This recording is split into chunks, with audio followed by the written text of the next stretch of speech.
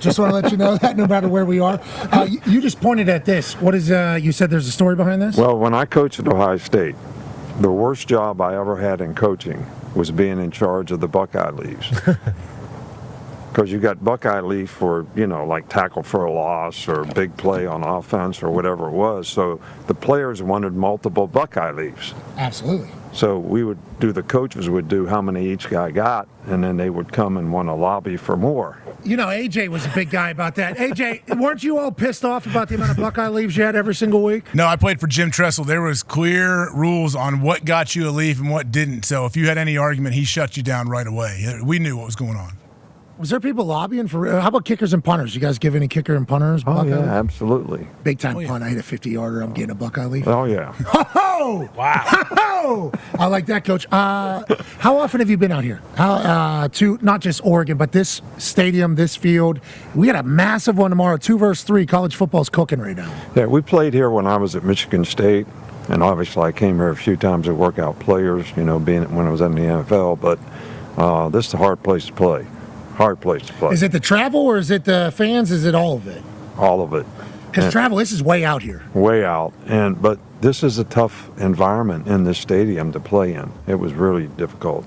It's because that duck is riding around on a motorcycle. I don't know if you saw him earlier. He was talking his shit. I mean, he looks a little lonely. We need to talk about that. Somebody needs to help him. But this is an awesome environment. We got to be here 2 years ago. College game day kicking off at 6 a.m. Obviously, it's back-to-back weeks for that. Berkeley was awesome. This will be great. Let's talk about this game. We talked about Michigan State. Oregon plays Michigan State last week. Couple early turnovers. They inevitably end up pounding them. Sorry, Foxy. In the Oregon story this year about their team is, they win games, but have they found it? They win games, have they found it? What do you see from the Coach Lanning in this Oregon team, and what do you think they got against Ohio State tomorrow? Well, one of the big things is they can't turn the ball over. They turn the ball over like 3 times in the red zone, throw interceptions, things like that. I mean, in games like this, you can't make those kind of mistakes. The turnover battle is important enough, but when you get the ball in the red zone and you turn it over, it's even, more inefficient, I would say. And I think, in the Ohio State, to beat Ohio State, you got to be able to run the ball. The last 6 games they lost, the other team ran for more than what they did because they're going to try to run the ball. So if you can control the line of scrimmage, you got a chance. Now, can Oregon do that? Can they match up front? That's going to be the big question. Have you seen the stats about, it was USC, Hembo sent me this stat, and it's going to become a story about the West Coast teams against this Big Ten teams. Because Big Ten football, we've talked about it for a long time. I think back when you were coaching in the Big Ten, it was like this. It has been like this. Sometimes it's the most boring football in the history, but that's Big Ten football. It's a style of football that travels into the winter. It's able to handle wind and everything that Big Ten has. USC, I think they've given up the most amount of rush yards and the most amount of rush yards after contact, haven't been able to tackle basically in the Big Ten, and that's why they have kind of bared in a negative manner. This Oregon team taking on Ohio State. Ohio State's going to try to be physical at the trenches. Right. Is this Oregon team the best built West Coast team for Big Ten style football in your eyes? They're one of them, but I think the big thing about the West Coast, and I've always felt this way, is you got to import big people. There's not enough big people on the West Coast. I'm talking about interior linemen, unless they're, come from Hawaii or Samoa or someplace, because they just don't have the kind of big people that we have in the Midwest and the Southeast. So I don't know. To me, that's the big question, because the big question for Oregon going into the season is the offensive line going to be able to overcome the issues. Now, they have overcome some of the issues from the first couple games, giving up sacks, being able to run the ball a little more effectively. But to do it against Ohio State now, that's another question that needs to be answered, and we'll soon find out. Coach Lanning, obviously coach for you, and I've heard the story about having him as a GA. You told us on this story about how Kirby basically plucked him.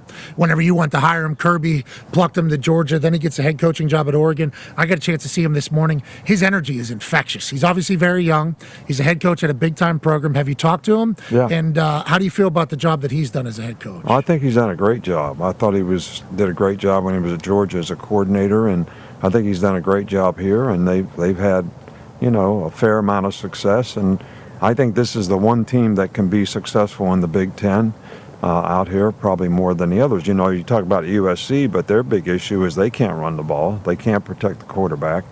And what people don't understand, when you can't run the ball, you can't finish a game. USC's lost 2 games in the fourth quarter. And they could have taken the air out of the ball in both those games if they could make first downs on offense, and they couldn't do it. And, to me, you always got to try to win the game on offense in college football, because when the other team goes 2 minutes, the clock stops too much on first downs and all that stuff. I mean, we played Penn State one time when I was at Michigan State, and we were ahead, and they got the ball with 1:43 to go with like 1 timeout, and they ran 14 plays. I mean, and they scored with 8 seconds to go. Yeah, all right. So, between getting out of bounds and clock stopping on first downs, you can get a lot of plays in a short period of time. So you got to try to win the game on offense. So, and that's going to be a challenge for Oregon, even if they get ahead in this game. Are they going to be able to handle it? Are they going to be able to handle it? Man that loves this, representing Ohio State, AJ Hawk has a question for you back in Indy, Coach. Hey, Coach, in a big game like this, both sides will have some young guys that may have not played in a game of this magnitude, like on this stage. How do you get those guys, how do you get your team to kind of play fast and be loose and not worry about making mistakes and doing something that might cost the team the game? Well, I think the thing you got to do is you try to focus on the things that you can control. I think when guys get affected by the magnitude of the game, the consequences of winning and losing, they get involved in social media and listening to what other people are saying, it creates a lot of anxiety because you're focused on the outcome rather than just focusing on what you have to do to play well each play. And I think that's a harder thing for younger, inexperienced players to do than it is older guys. But I think as a coach, that's what you're always trying to get your team to do. I used to tell our team all the time, it's about what we do. Sometimes we talk so much about the other team, and technically you have to. What's their offense, what's their defense, what plays you have to stop, how do we have to execute against, this front if we're running the ball or whatever it is. But it ultimately comes down to your ability to execute. So focus on what you have to do to execute on that particular play and quit worrying about the outcome, which is creating anxiety, which is going to lead you to making emotional mistakes that are going to be costly to your team. So that's the way I tried to always approach it. Let's talk about the outcome this early in the season. We talked about it with Georgia, Bama, about how, hey, you lose this game, there's a lot of football left, and there's a 12-team playoff. More SEC teams are going to be in than ever before. Big Ten, same exact situation. This is early for a 2-3 game. What are your thoughts on that happening this early? And I know me and the boys are pumped about a 2-3 game here in Oregon in October because it only sets up for the future massive weeks. Well, I texted Kirby and told him after the Alabama game, this might be the best thing that ever happened to you. Because losing early sort of gives your team a wake-up call. So all the things you've been preaching about, focus, attention to detail, discipline, now all those things seem to have more meaning because you had a consequence and you got humiliated to some degree anytime you lose when you're the number 1 team in the country, just like Alabama did last week. And I said, this may be the best thing, to happen to you. Now, when you lose a game and you're a coach or a player, that doesn't resonate very well because you're kind of down in the dumps that you didn't win. But in the long run, sometimes it helps. I mean, we only had 2 teams that went undefeated the whole time I coached. And we won national championships with 1 loss most of the time. Oh, man. And most of the time we lost, we needed to lose because we weren't focused on the right stuff. Okay, and I mean, it's just hilarious you can just drop that. Only 2 times we went undefeated. That's it. Just twice. only 2 No big deal. Just twice. You done good, Nick. You done good. That's why we're lucky that you're in the college game day and college football world. Connor back in Indy has a question for you. Yeah, Coach, I don't want this to be a sour subject, okay? But when we're talking about teams losing early in the year, obviously Alabama had a rough go at it last week with Vanderbilt. And, Vandy, they ran the clip of you at the end. We all thought that was unnecessary. We didn't think that should have been done, but they did that. How did you feel about that entire game? And did you talk to Kalen DeBoer about, losing early like you just mentioned? And then more specifically, and you absolutely shouldn't answer this if you don't want to, but with the Malachi Moore situation at the end of the game, when things like that happen and it's in, obviously a national spotlight and people are talking about it, how did you approach kind of dealing with, captains and leaders of your team when things like that went down and, on the field, obviously body language wasn't great at the end of the game? Well, I got to get one thing straight with you, young bucks. You can't ask me multiple questions. No, we have to. Sorry, Coach. So you asked me two different questions. Okay, so, first of all, Malachi Moore is a great young man. He's going to be very successful in life. This was totally uncharacteristic for him. But I think this is an example of when you get frustrated and you get emotional, you make bad choices and decisions and do things that you normally wouldn't do from a character standpoint, and I think that was obviously what happened. And I know he's very sorry for the way he represented himself, his family, his team, the university, and all that. But the thing about it is you can't take those things back. So, I think instead of just particularly talking about the Alabama-Vanderbilt game, I think that what you see is a lot of peaks and valleys in college football right now, and a lot of guys, a lot of teams that have had big wins have significant letdowns, the next week. And, I always talk about complacency, but if you put a little complacency with a little arrogance because you had a big win, wherever it was, and then you don't focus on the right things the next week, you really don't get the kind of results that you'd like to have, because when you're not focused on the right stuff, your execution goes to pot in a hurry. So, I gave this, somebody sent it to me after Alabama got beat. It was a speech that I gave or at a press conference, but I always used the press. I used you and everybody in the press to get my message across to the team. We thank you for allowing us to do that for you. So, so I gave this thing, and I don't even know if I can sort of repeat it exactly right, but it was about nothing. If you what are you entitled to when you get up in the morning? Nothing. What should you expect from other people? Nothing. If you have ability and you don't have discipline and focus, what do you get? Nothing. If you don't prepare the right way and pay attention to detail, what do you get? Nothing. So nothing is more important than trying to be the best you can be every day. But that was a message that I was using the media to send that to the team after a big win, because I was always much harder on the team when we won a game, and if we won a big game, I mean, it was hell to pay. And if we lost, I was like, build up. Yeah. Make us feel better. Because players all feel terrible after a massive loss. Yeah, nobody feels worse. That's what fans don't understand. Nobody feels worse about losing than players. Yeah. Because they're going to deal with it. And also with social media, they're going to see a lot more of the reaction. Now, you just said something about complacency, arrogance, and a lack of focus being the reason why this can... rat poison, I guess that would be the... Well, the first two contribute to the last one. Got it. Right? Is that what rat poison is, though, right there? Yeah. Did you hear Rich Rodriguez was using that as one of his go-tos for his team against for Jacksonville State last week? No, I didn't. As soon as I heard it, I'm like, all right, Rich.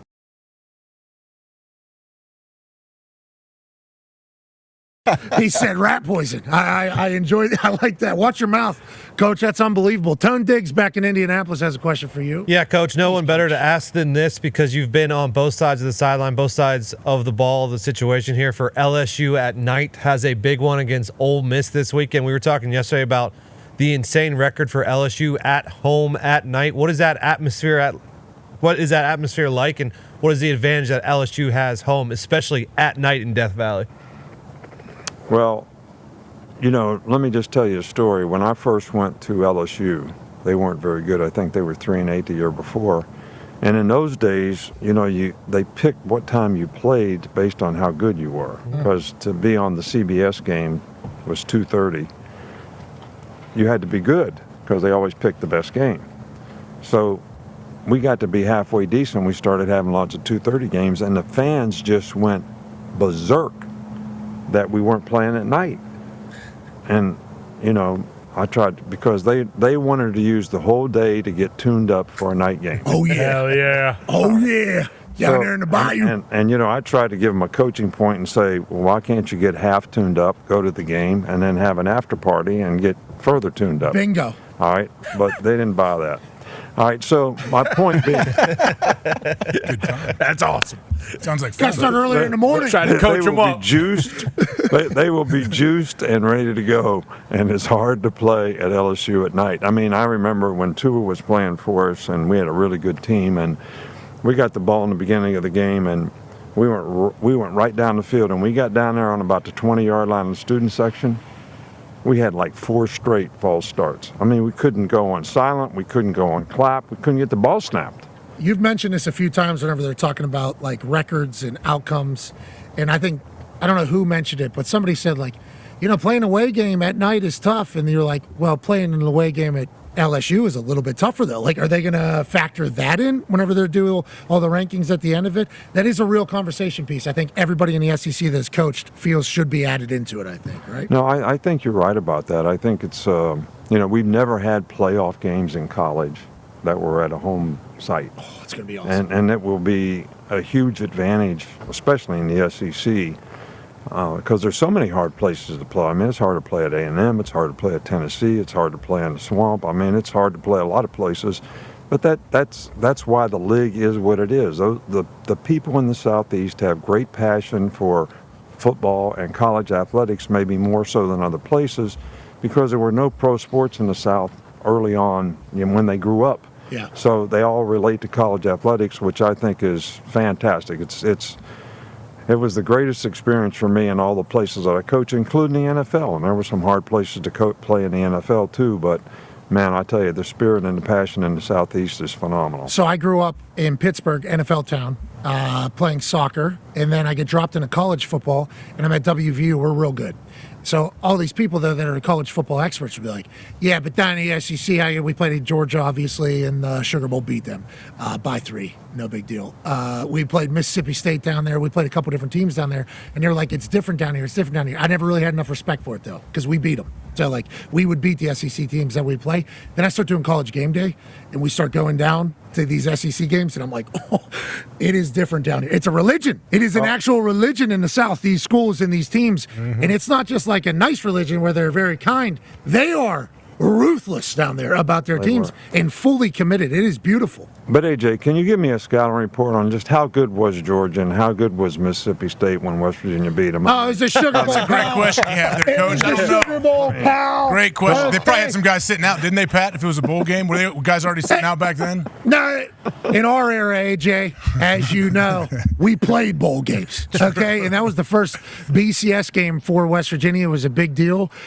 Georgia had their entire team. They were eating salads at all the events. We were slamming beers. I mean, we were not prepared or ready for the moment, and we went out there and win. Fake punt from Phil Brady to seal that thing. Your Bama team could have got it. Let's not.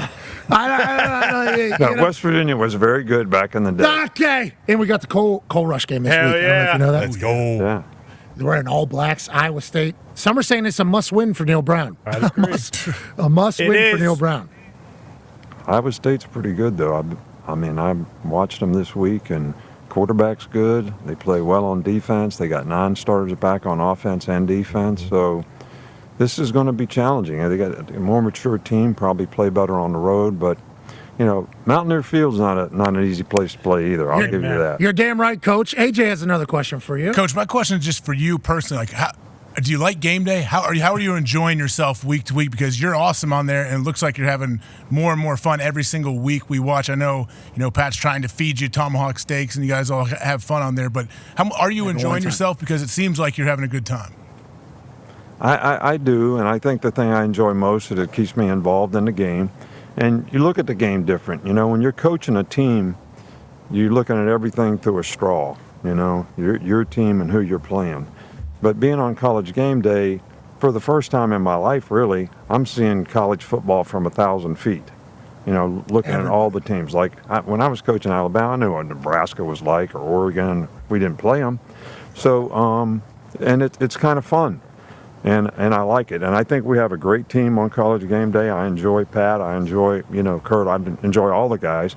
So I still feel like I'm a part of the team, which I was my biggest fear getting out of coaching and retiring is not being a part of a team. So, all those things are good. And I think we can do good things. And I want to commend, Pat on the fact that he took the the reins on, us making a contribution to, the people up in North Carolina that are struggling, and shows what kind of compassion he has and how much he cares about for other people and how he's willing to help. So I'm happy to be a part of that too. All right. Well, Nice. Miss Terry and Coach did a lot for us to kind of find the right groups to go right to boots to ground with our donation.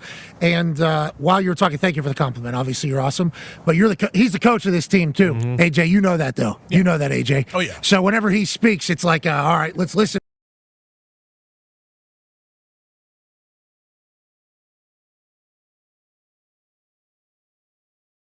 And I'm not, this is not me just saying that because you're sitting here. I've said that to the boys. I've said that to everybody. You are awesome to be around, brother. You are like, you just like spill knowledge and information out of your mouth like every single day, like every single moment, every single conversation. There's just some sage advice that comes through. And we appreciate you sharing it. I want to let you know that very much. But 50 years of doing it and having some really good mentors, along the way. I mean, being with Belichick for 4 years, and Don James was my college coach and was great in terms of how he impacted and influenced me, and just about everybody that you ever coach for, assistants as well as head coaches, give you some ability to learn something new that is helpful in creating a philosophy. And I didn't invent anything in this game, but I learned a lot from a lot of people. Well, you invented a dynasty at Alabama, so whenever they lose to Vandy, people lose their shit. Were you excited watching the Vandy fan reaction? Like, that's what college ball is about, I think. And Vandy hasn't had a lot of those moments. Sucks that it's Bama. Obviously, you're very close to that. A lot of season left. But those students taking the field goal post through the city down to the river, it's like them getting to experience college ball, I thought was awesome. No, it is awesome, and I think it's good for the SEC if Vanderbilt is good and has hope and has a chance, and I think they do. The quarterback, their offense, they've done a really good job this year they beat Virginia Tech. I mean, that's a significant accomplishment as well, and I think they do have, hope for, hopefully having maybe a chance to have a winning season. That was a good compliment. Yeah. That was a good compliment of Vandy you just put out there. Well, they deserve it. I mean, they beat Alabama, number one team in the country at the time. But that just goes to show you that there's nothing that you do. How pissed were you watching that game? How pissed were you watching that game? You were so mad. They were up 28-0 on Georgia. You were mad. I couldn't imagine that Vandy game. I couldn't imagine. Well, I didn't get to see it until I got home. It was over about the same time I got home, and so I watched it on tape. So that was really hard. Man. Replay. I can't believe we're doing this. That's awesome. You still invested? Still talk to those people? Did you talk to Kalen after that game or no? I did not. I talk to them when they do something well, and I just didn't want to get in the way this time. Smart. I mean, that's probably a good idea. Kalen DeBoer just waiting for a Coach Saban text. Yeah. I can't believe we lost to Vandy either. Something you never did. That is another incredible stat that comes from your entire career of being excellent. It has been an honor to be your teammate on game day. You've been crushing it, brother. Even on the internet, there's memes. I mean, Dominating. the bits, the football information.